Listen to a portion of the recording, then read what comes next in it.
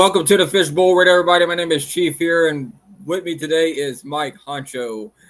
Jalen should be joining us later on in the podcast here.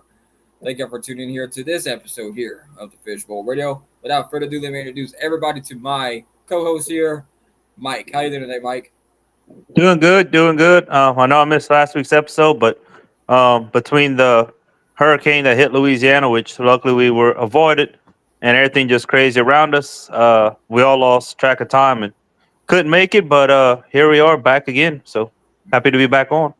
Dude, last week was a panic buy for a lot of people here. I seen people walking out with 7 or 8 cases of water, so I hope they're enjoying their water this week whenever they go drink it. I'm still trying to recover. I didn't have to buy lunches for this week 'cause I bought a few items just in case because, my wife, being pregnant and all that, worry about her eating. So we stocked up a little bit just in case. And when everything moved, we're like, well, we got all kind of food now. We don't have to buy groceries. Yeah, I, So I got I got the peanut butter and jelly sandwich special going for this week, so that's kind of very good to have for like a long period of time.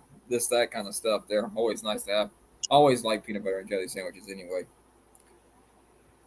All right, so let's break down this Tulane game here coming up here. So Tulane going on the road to take on Louisiana here at it's called I'm gonna call it Cajun Field for this season, but next season I'll have to reverse my lingo on that and call Our Lady of Lourdes Stadium, basically. But we all know deep that it'll always be Cajun Field, basically. So, um, Mike, what you think about this matchup here? Anything that interests you?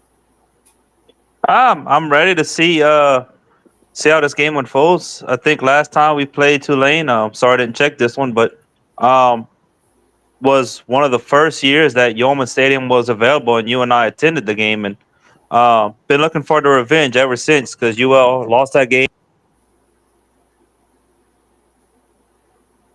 Yeah, it was a very long game for sure in that regard there. It was rough. It lasted, I think, how many overtimes was that, Mike?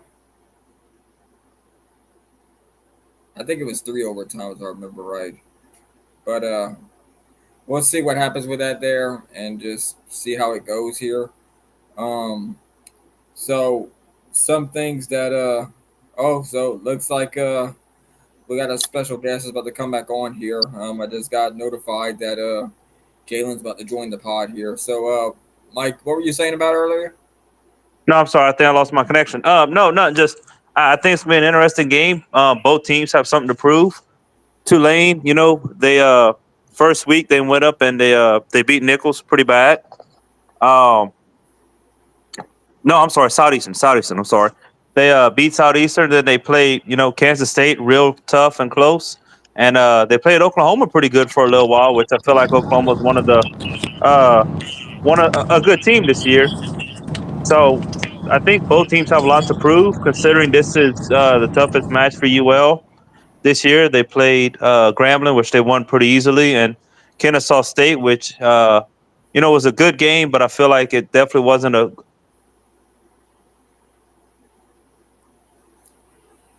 All right, so all right, looks like we got Jalen back again. Might have. Hey, Jalen, welcome to the Fishbowl, buddy. Oh, never mind.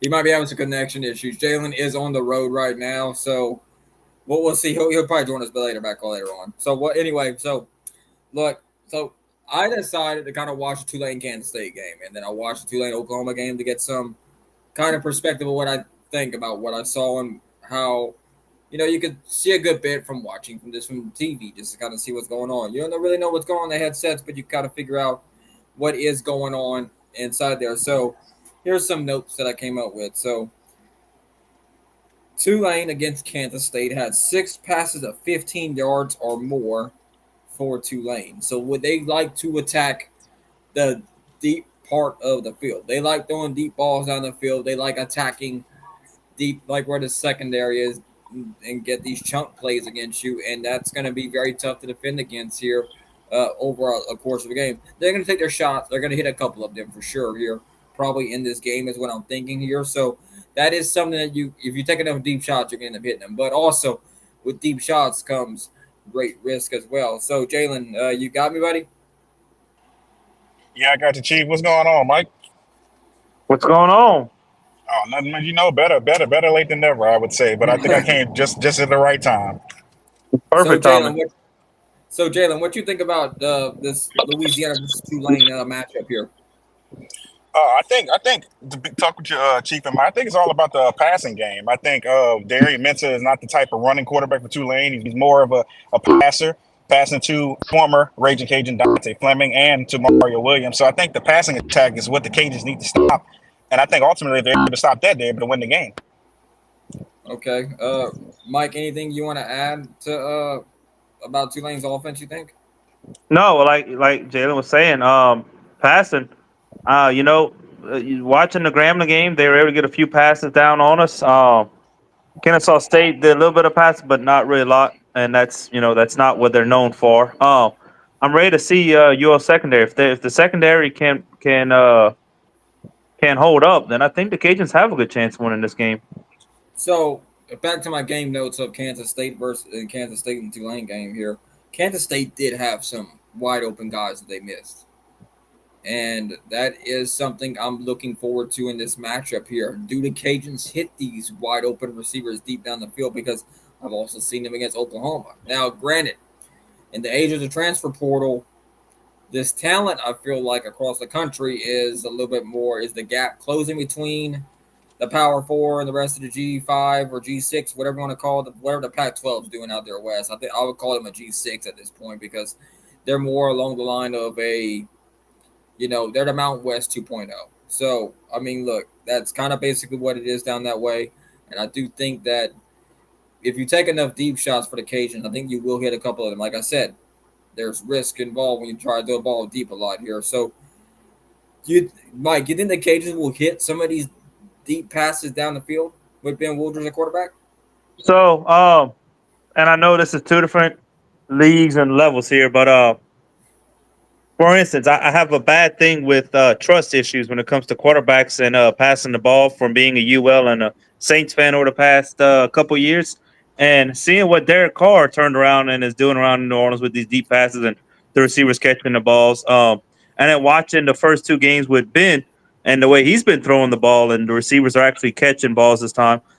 Starting to get a little bit of trust back in with receivers, quarterback to receiver dynamic. So I think the Cajuns can start passing a little bit more and have a better game at passing. I noticed we're not running the ball as much and passing it more, and it's so far working out. So I think the Cajuns have a good chance of connecting deep on a couple. So, Jalen, what you think about the deep shots that the Cajuns might take against Tulane? I mean, they need to take deep shots earlier to see how the Tulane defense is going to react. I mean, yeah, you can do some play action, you can run the ball a little bit at the beginning, but I think if they throw some deep balls, I mean, you have great receivers like Robert Williams and Harvey Broussard who've been catching deep passes for a couple years now, being on this Cajun squad. I think you got to take the shots. I think you got to take them early. I think Ben Woodruff will be able to get the ball down the field very quickly. Now, Tulane does have a great defense, as you saw against Kansas State and honestly against Oklahoma, even though they ended up losing both games. But you got to think about it too. Those were both two top 20 ranked teams in the nation. So I think that Woodruff can get the ball deep down the field, and he needs to. That's the way to open the offense, especially against a great Tulane team. So, from what I noticed between these two games here, I do think the deep pass will be hit against Tulane. I do think that the weak point of Tulane's defense, I think, is their defensive backfield. I think their safeties and their corners are the weakest part of their defense from based on gameplay and just seeing how they're positioned and how they match up with receivers. Now, granted, they're not going to be playing no Oklahoma type wide receivers this week here against the Cajuns here. Like the talent level is different between these two here. Um, Not to like say that it's like impossible, but I do think like I've seen Tulane safeties being played out of position. That is not a talent issue. That is a scheme issue. If you look at it from points of view, there's time that they'll get beat. They'll let the receiver get behind them, which is the worst thing you could possibly do as a defensive back because you will open up and get scored on that way. So, um, yeah, I think that is the weak point of their defense here. So I think the Cajuns will attack that here. I do think running the football will be critical for the Cajuns to better exploit this deep ball because if you're able to run the football successfully against a defensive front. I think that's what's going to be the key in this game here. If the Cajuns are able to establish the run and the safeties have to creep up, then over the top will be a big win for the Cajuns for sure there because the safeties ain't going to get back fast enough to stop the receivers there. So, and the Cajuns do have I mean, we saw last week against Kennesaw State, able to run the ball with Draylon Washington being out, and Elijah Davis and Zylan Perry able to take control of that backfield, be able to run the ball very successfully against Kennesaw State. I think that is going to be one of the keys in this game here. So I think another key that we have to look at here is can the Cajun defensive line get pressure on Tulane's quarterback? Now, I've noticed between the games of Kansas State and Oklahoma that he does struggle whenever he has a guy in his face. He doesn't sit there like in the pocket and take a hit when he's throwing the ball here. He does panic a little bit and rush his throws here, which I think is going to be a key in this game. If they're able to get in there, disrupt the pocket, I think Tulane's quarterback will be having a long day out there today. So, but the Cajuns are coming off a bye week. They're going to be more prepared. I do think that's going to be something that's really going to be influential in this matchup here. What you think, Mike? Yeah, I think that helps the Cage a lot, giving them a week to regroup, check out some game film. They probably even sat back and watched the Tulane versus Oklahoma game. Gives them extra week to prepare. Then it's at home, so they don't have to travel, so they're a little bit more well rested than Tulane's going to be coming off playing in Norman, Oklahoma. So I think that's going to play a little bit of a factor on that. I believe. What you think, Jalen? Yeah, I think the bye week for the Cajuns was absolutely perfect, especially beating a team like Grambling and going on the road and beating a team at Kennesaw State, who's new to Division One. So I think yeah, the bye week was perfect, and then they get like Mike said, you get the rest, you get to watch film, you get to do all this, because you got a great Tulane team that's coming in, regardless of the record too, and they get to study, they get to look at this, look at that, see what Tulane did against Kansas State, what was effective, what against they did against Oklahoma, but also occasionally get to watch film on themselves and see what can they improve on. But I think also too a big key, if you watch the Tulane game against Kansas State. The one thing I noticed, and I noticed in the Oklahoma game, Darian Mensa, like you brought up, defensive line, Chief, is that once he gets pressure, it's like he throws the ball up for grabs. He does get a little scary at times, but the biggest thing I saw was fumbling. Against the game against Kansas State, they had the lead. They were driving down the field. He fumbled the ball. A Kansas State defender picked it up, ran it back for a touchdown, and gave them all the momentum, and they ended up winning the game by a touchdown. He also had a fumble against Oklahoma that Oklahoma recovered while they were trying to make a comeback. So you get pressure in his face, he is likely to cough the ball up. And I think Caden should watch film on that and take full advantage of it by applying a lot of pressure. So, some little injury updates for the Cajuns here. Jax Harrington and Quentin Williams are going to be out. That they're starting offensive linemen, and Bryant Williams and King McGowan are scheduled to return, along with Draylon Washington. Draylon Washington will come back for the Cajuns. So, look, Cajuns got the three-headed monster at running back. They do have to fill some holes in their offensive line, starting-wise, but it's going to be interesting to see how well they hold up here. Injuries are part of the game. Next man up mentality is the way it needs to be. And I think that is something the Cajuns can, exploit here. You guys out there this is a good measuring stick game here. Summerall, coming from Troy, being his first year at Tulane here. Very familiar with the Cajuns because he's played with them at Troy. He's a back-to-back defending Sun Belt champion here, Troy Trojans, that he coached to those Sun Belt titles here. So, a lot of familiarity with the Cajuns. What you think, Mike? How big of a difference in the familiarity for Tulane is going to help them in this game? Well, I mean, considering he played against the Cajuns, coach against the Cajuns, past, couple years under Desmo, he knows what to expect from the coach. What kind of coach he's going up against, what kind of team he usually has. So, it'd be pretty much like another Sun Belt Conference game in his eyes, because, it'd be just like he's at Troy, just probably with a little bit better talent pool. So that's kind of scary because we haven't had Troy's number in a little bit. So, like I said, he has a little bit better of a roster than he would have had at Troy. And I think it's a huge advantage, I said, because it's pretty much just like he's returned to Cajun Field with Troy, except a better team. What do you think, Jalen, about that? Yeah, I agree with everything Mike said when it comes to playing against a familiar foe because he's familiar with the Cajuns. He's familiar with Dez because he's coached against Dez for the last couple of years. And basically, the Cajuns really have basically the same team back on, especially on offense. So, you got Ben Woods back there. The only piece that the Cajuns are really missing is what Neil Johnson, who graduated and ran out of eligibility. So, besides that, it's basically the same Cajuns team. So, I think that when it comes to coaching against his team, like Mike said, hey, it's another Sun Belt game for me, but he has more talent, I would say, because of Tulane, because they are a bigger school in Premier Conference. So it's gonna be even tougher for the Cajuns going against a coach like that. The Cajuns are also playing against a former teammate of them. Fleming is coming back to Cajun Field here, so that is something. And he's one of Tulane's top targets here through their two games that I saw them play with Kent State and Oklahoma. So he's going to get a warm welcome back to Cajun Field, huh, Mike? Yeah. Yeah. It's I even weirdly enough, I tend to try to just forget people when they leave. But then I get reminded of them. And you were watching the game, and I forgot what I was watching at the time, and or I was at work, and you're like, yeah, Dante Fleming dropped this pass. And I was like, I forgot about him leaving to go to Tulane. And um, if we ever had the chance to play LSU, Kyron Lace would get the same thing because every time I turn the TV on and hear his name, I sit back and wonder, man, if this transfer portal wasn't a thing, the team UL could have. What you think, Jalen? Yeah, I think when it comes to that, and we talked about it just even before coming on the other podcast. Yeah, Dante Fleming, he's been great for Tulane all year. He's one of their top receivers, and it does suck that he used to play right here for the Raging Cajuns.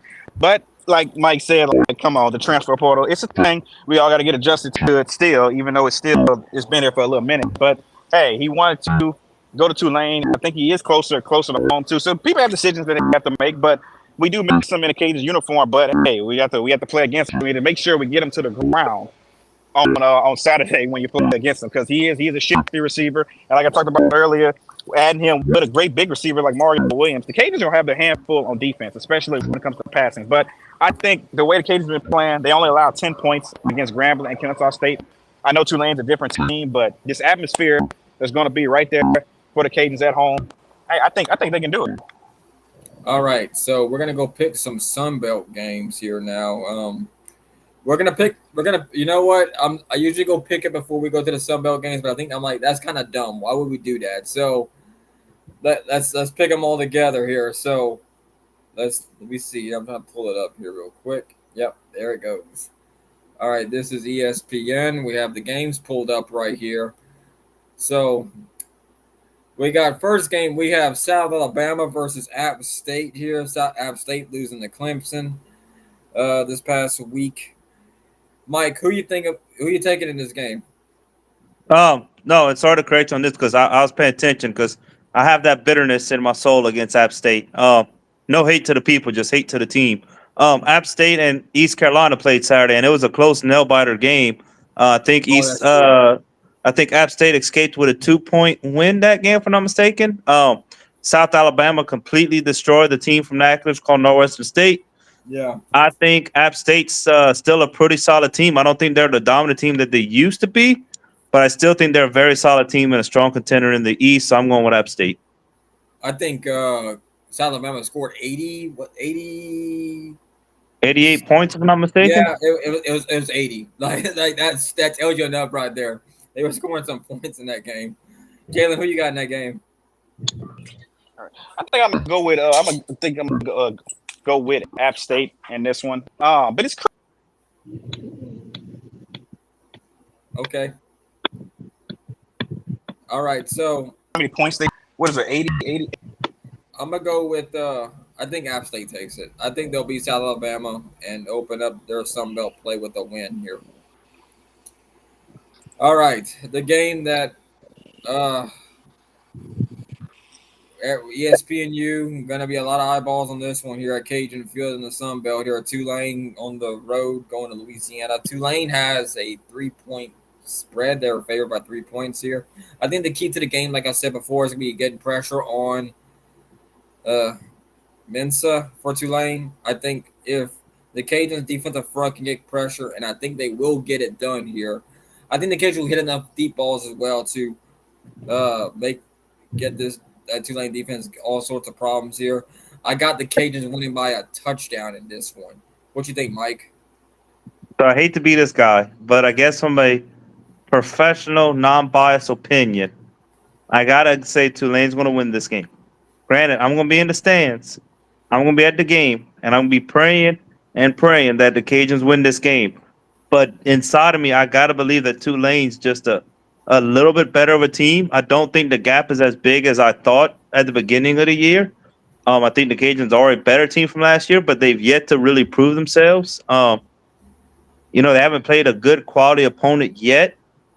I think the Cajuns lose, and I think it's by 10 points. I think it's gonna be a close game all the way through, and I swear I hope they win. I will be as happy as I can be. If y'all know some Earth, Wind, and Fire, they'll be the 21st night of September that day, and I hope to be singing that song at the top of my lungs because the Cajuns beat Tulane, but I think Tulane wins it. What you thinking, Jalen? I think it's kind of funny you mentioned Earth, Wind, and Fire because it's actually one of my fantasy league team names. But we're gonna we're gonna go besides that. But I think that the Cajuns are gonna take this one. I know Mike said which is true. The Cajuns really haven't played. This is Tulane to be the first team they play with actual competition. So I get that. But I think being at home, I think they'll have a chip on their shoulder because they're playing an in-state rival. Oh no, I wouldn't even say rival, in-state opponent. I would say. And I know Tulane is coming off 2 losses, so they have things at stake too. So I think the Cajuns are going to win, and I think Chief, I think I'm gonna go a little lower than you. I think the Cajuns are going to win by a field goal. I think it's going to be that close, but it's still going to be a great game. All right, so ESPN's matchup predictor has Tulane 62.6%, the Cajuns at 37.4%. That is according to ESPN Analytics. Used for thing that to kind of look at and see here. So Marshall taking on number 3 Ohio State here. In this one, I think I would love for an upset. I always love upsets with these big teams. Who you got, Mike? Nah, I'm the same way as you. Marshall pulled off the upset against Notre Dame, and I think it was last year or a year before, and it was a beautiful win. I just don't see them beating Ohio State. Ohio State's a really good team this year. I got to go to Ohio State. What you thinking, Jalen? Yeah, I'm gonna just go ahead and complete the trifecta because it's gonna be Ohio State getting a win. I do love upsets too, just like especially Marshall, a team coming out of the Sun Belt. I love to see them come with the upset, but Ohio State is just so good. Jeremiah Smith, receiver, the best freshman receiver you've probably seen in a while. So I'm gonna go with Ohio State in this one. James Madison going on the road to take on North Carolina. This one here, I'm tempted a little bit, but I'm not enough tempted to pull the trigger. I think North Carolina does get the job done against James Madison. I think they win this one. I think it'd be closer than that, though. I'm thinking 7 points. What you thinking, Mike? Yeah, I think North Carolina pulls off the W here. I say 14 points, but I don't think it's a blowout like a lot of the games would normally be. I gotta go with. I'm gonna go with North Carolina on this one. What you thinking, Jalen? Yeah, I'm thinking North Carolina also. I think JMU has more to prove because this year they're actually able to compete for a bowl game. So I think they have a lot at stake too, and they want to prove they can beat these big schools also. But in this matchup, I think it'll be closer than what people expect. But I'm gonna go with North Carolina in this one. Arkansas State taking on number 20 Iowa State here. Arkansas State, they probably should be 1-2 based on how the refs misplayed that a couple weeks ago. But I'm not going to hold it against them. It was early in the season. I mean, the refs are going to have a hard time apparently. But I got Iowa State winning this one. Who you thinking, Mike? I got Iowa State win this one, but kudos to Arkansas State. I think they only lost to Michigan by 10 points, and Michigan's not the dominant team they were last year, but for them to hold their ground a little bit against a team like Michigan was pretty good. But I go with Iowa State on this one. What you thinking, Jalen? Yeah, it's like a part of me. It's like, okay, Arkansas State. Maybe they stand a chance. Maybe they'll be able to come back like Mike just said, they made it close to Michigan, and they were losing to Michigan early in that game. I'm surprised they were able to even make a comeback. But that shows you right there, they're a great team in the Sun Belt, and you saw when Michigan got destroyed by Texas the week before. But I'm sorry, Arkansas State. I'm gonna have to give them the loss on this one. All right, now something I would love to see the Cajuns have happen to them. Virginia is going on the road to take on Coastal Carolina in Conway.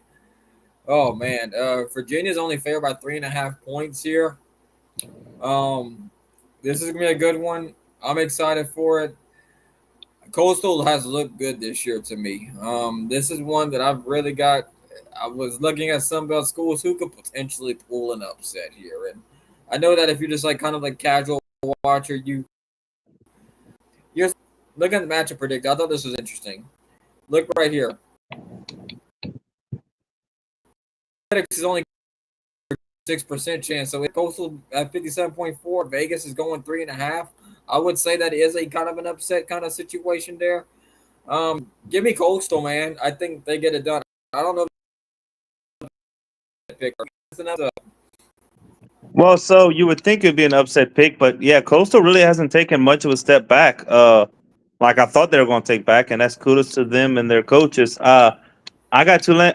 Tulane. I got Coastal winning this game. I think it's gonna be a really good game and a really tight game, but I think Coastal comes out and win this one. I guess we would call it an upset. I'm not really sure, but what's up, Jalen? What you thinking? Yeah, so can we really call it an upset if the numbers are that close? Honestly, but I'm gonna go with Coastal on in this one too. But it's still gonna be a close game. But I mean, if it's that close, I want to call it an upset because I mean, Coastal's a good team going against a team like Virginia. But I'm gonna go with Coastal in this one. Southern Miss taking on Jacksonville State.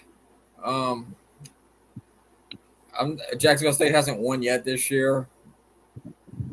Southern Miss has to go on the road here, so the spread's got 6 points toward Jacksonville State. They're the favorite. I'm taking Southern Miss though. I know Southern Miss isn't looking all that great. They're like kind of like not really all there, not firing all cylinders. What you thinking, Mike? I got Southern Miss win this one. I think it's I think they're going to win. Jacksonville State hasn't looked as good as I thought they would be, and Southern Miss isn't looking that great either. But I do think Southern Miss is the better team. What you thinking, Jalen?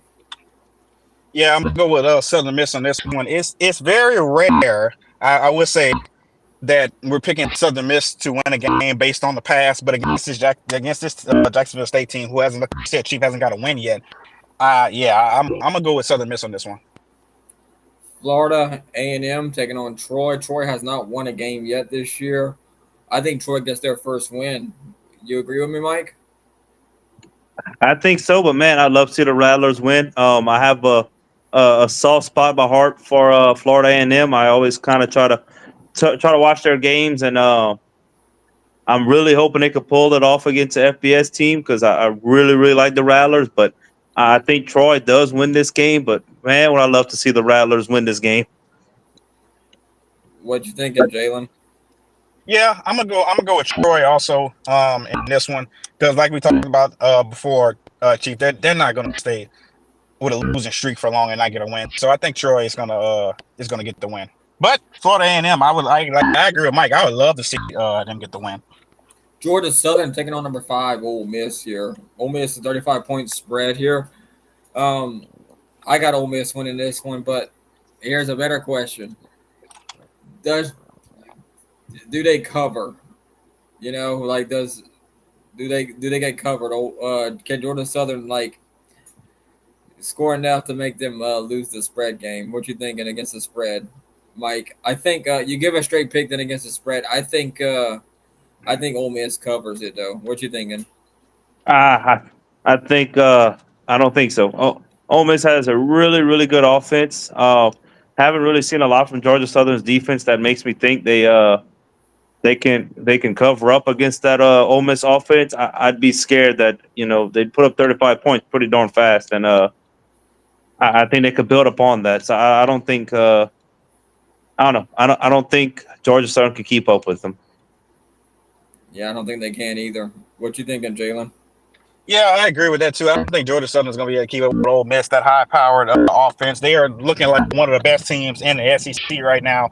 Of course, they're going to get the win, but it's not going to be close. I really don't think so. And like I said, I have a heart for Georgia Southern because they're part of the Sun Belt, but at the same time, against the great Ole Miss team, Jackson, like no, I don't think it's going to be even close. ULM, or we're not going to call them ULM. Monroe. Monroe is going to take on number one Texas. Um, against the spread, they're both undefeated, but that's not. Ole Miss is going to get their loss on this one. With the straight, Texas looks like a national championship contender for sure this year. Gwen Ewers is going to be out for this game for Texas. It's looking like trending that direction, which I wouldn't put them out there if I was Texas. I would let Arch Manning, take care of business. But against the spread, 44.5, that's a lot. Like the total points is 50.5. So they're thinking Texas is going to beat them 50-7 or something like that. Um, uh, ULM has improved. They have improved this year. I've been a little bit of impressed with how well they've been able to do it this year. They're a better team than a lot of people are giving them credit for. Um, I think Texas does like get more than 44.5 points. I think they make sure they don't get. Nah, I got Texas all the way through. Spread everything. What you thinking, Mike?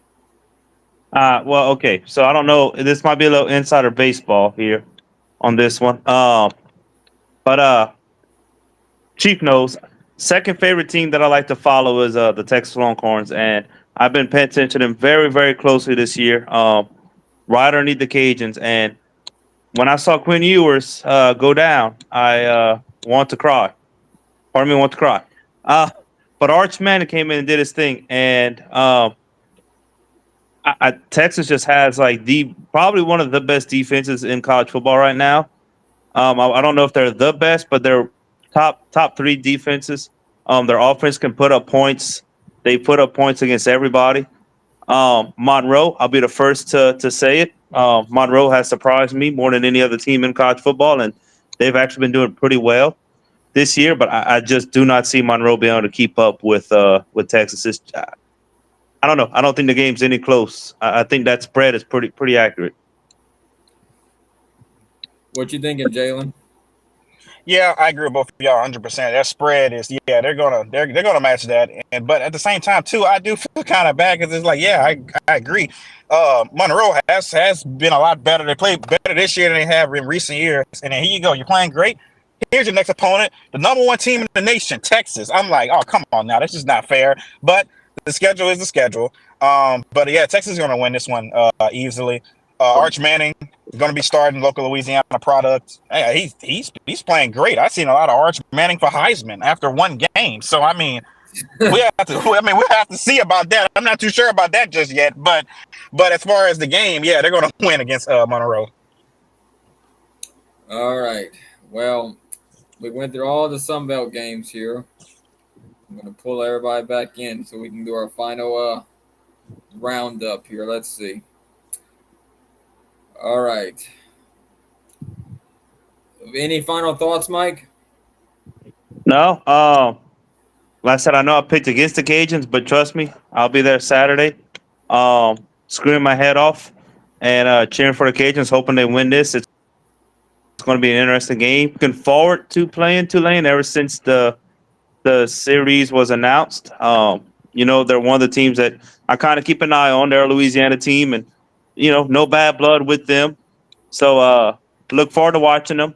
And if you have any times, go support the volleyball team. They have the Cajun Classic this weekend, and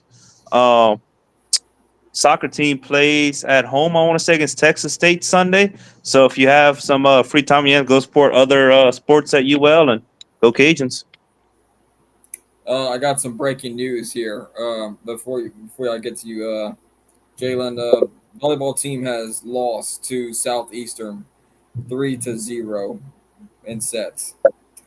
So next up be Thursday. Thursday is their next game. So that is a little bit of breaking news coming into the Fishbowl newsroom. Yeah, let me make sure I gotta put that on Twitter and get that stuff going, or X. Excuse me. I always say Twitter. It's X. The X. Okay, so Jalen, what you any final thoughts for you? Yeah, it's always X. Huh? I've been getting caught saying Twitter too, Chief. So you're not the only one.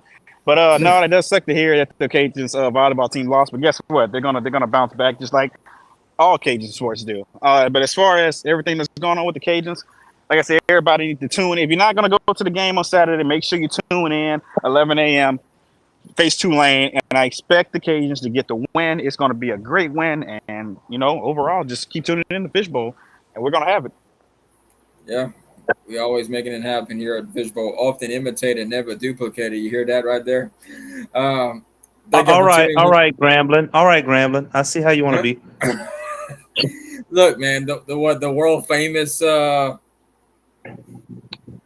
world what else they say for the band? The world famous in the land. What I don't remember exactly, but I know that's how they often imitate but never often duplicate it, imitated, never baby. duplicated. Dude, I love that. That's awesome, dude. Give it up to Gremlin, dude. That's a great saying. Thank y'all for tuning in here to the Fishbowl Radio. Hope you have a great, wonderful time here this week here. Go to Cajun Field. I mean, the South End Zone sold out, so it's gonna be an electric atmosphere at Cajun Field. It's gonna be hyped. I don't know how the rest of the attendance is going on that side of the stadium. It is kind of early in the week. It's only Tuesday, so get out there if you can. Enjoy the tailgate. Enjoy the food. That's what we do best here in South Louisiana. So thank you for tuning in. Hope you have a great and wonderful day. We'll see you all here next time on the Fishbowl Radio. Have a good night.